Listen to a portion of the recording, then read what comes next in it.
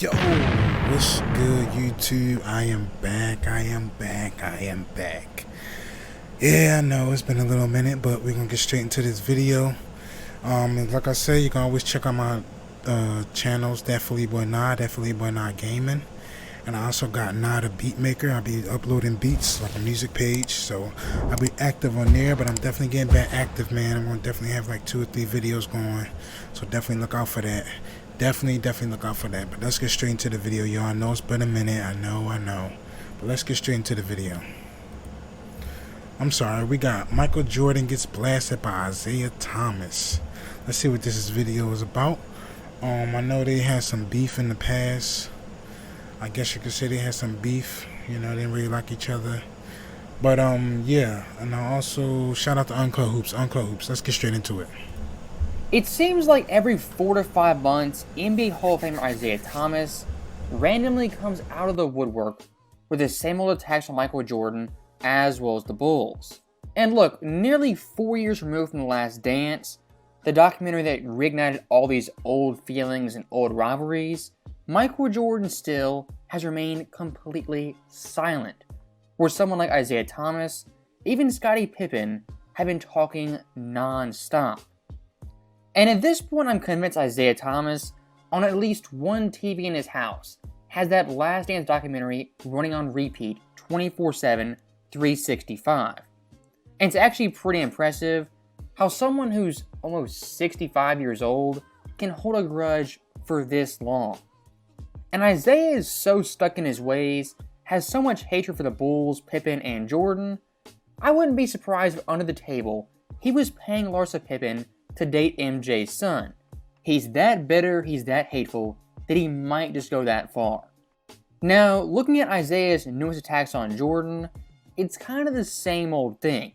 But in this newest line of attack, he's kind of rewriting history that the Bulls and Jordan, they were the only team in the NBA that hated the Pistons and how they played.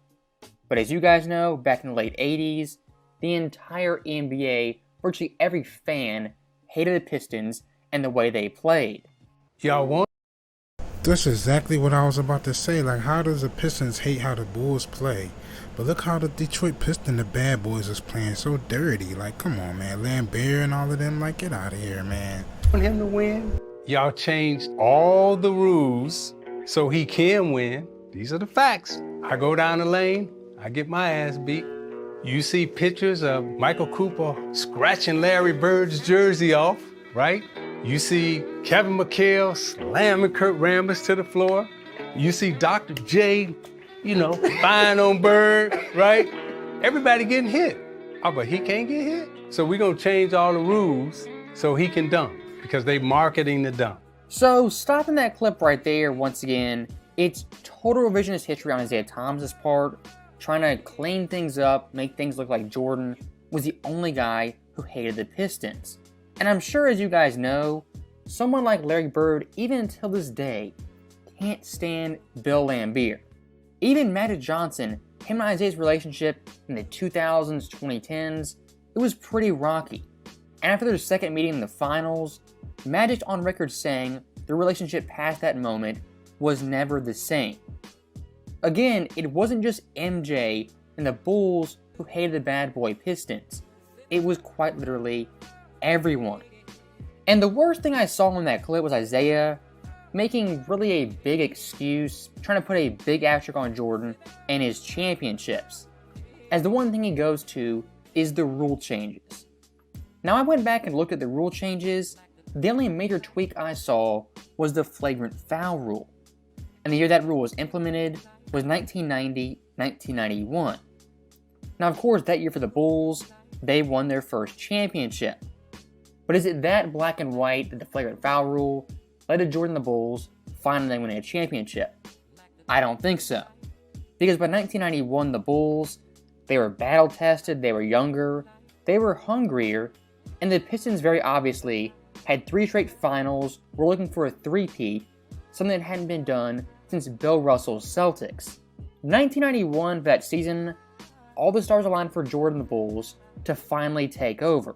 I don't think the flagrant foul rule was the definitive thing that pushed them over the edge.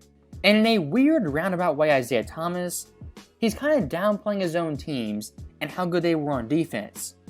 Yes, they did foul hard, they took cheap shots, but their actual defensive play, when they were playing straight up, zone, man-to-man, it was some of the best defense of all time.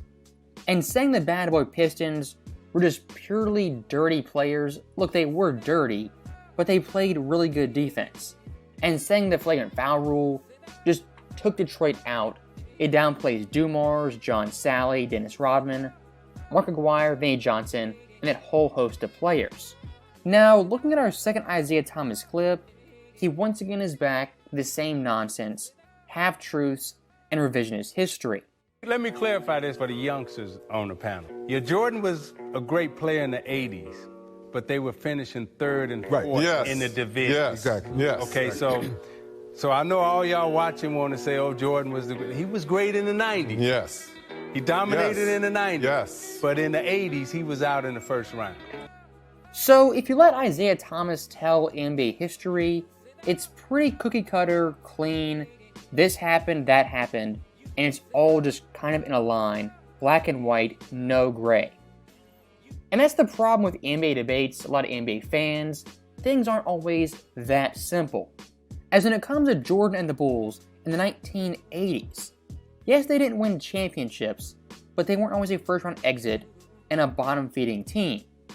And to add some context, the Bulls team Jordan came to was one of the worst in the NBA. As in 84, they won 27 games, 83-28, 82-34, 81-45, kind of impressive, 80-30, and 79-31. That Bulls team MJ went to had one winning season in the previous 7 years, and hadn't won over 50 games since 1974, over a decade prior. And Isiah Thomas in that clip said Jordan, his Bulls teams, they're finishing third, fourth, dead last in the division, and were a first-round exit for the 1980s. Again, Isiah kind of getting lost in NBA history, as the Bulls in 88 made the second round, and 89 made the Eastern Conference Finals. And Jordan at that point, he was only in his 5th year making the East Finals. And that Bulls team, yeah, they were a 6th seed, but still made a deep playoff run that was highly impressive. And to contrast that with Isiah Thomas, holding him to his own standard, Isiah by his 5th year had missed the playoffs twice and had a total of 1 playoff series win. Now look, Isiah Thomas in my view is the 3rd best point guard in NBA history behind Steph and Magic. And I think it's kind of stupid on a lot of fans' part to judge these players on their early careers, especially the guys who went to bottom-feeding and crappy teams. And what Isiah is doing to Jordan, he's judging him before he was even 25 years old at his absolute prime with a good supporting cast. That's not how I rank players, how I evaluate players, or see how great they were at their best. As Isiah at his best, was a 2-time champion, made 3 straight finals, and the 2nd best point guard of the 1980s. And just like for Jordan, adding that context, the Detroit team Isiah went to had no prestige, no history, really no nothing.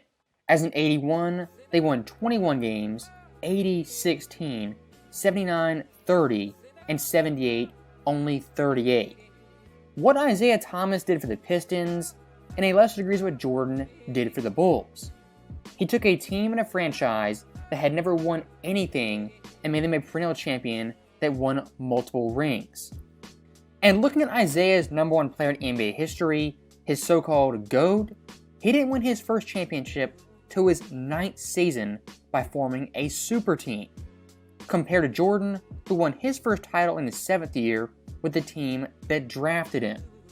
Again, Isiah's standard for Jordan indirectly proves Mike is the GOAT, because by applying Isiah's critiques of Jordan to LeBron James, it makes Jordan look even better.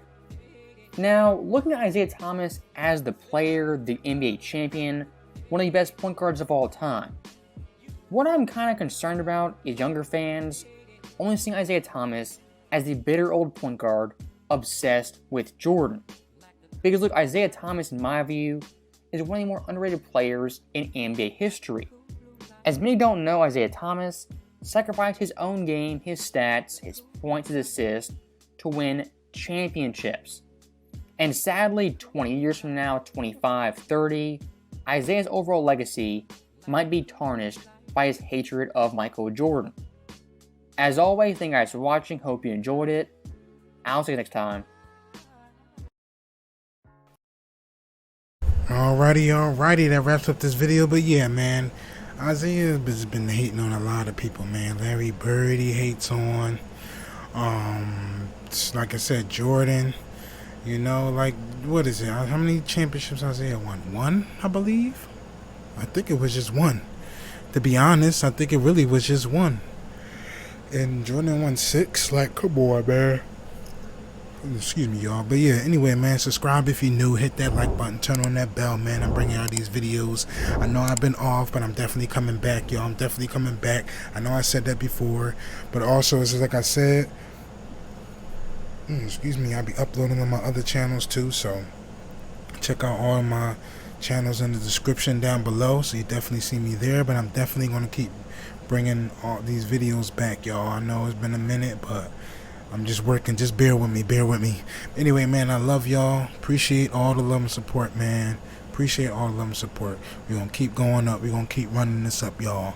Love y'all so much. I'm out of here. Peace.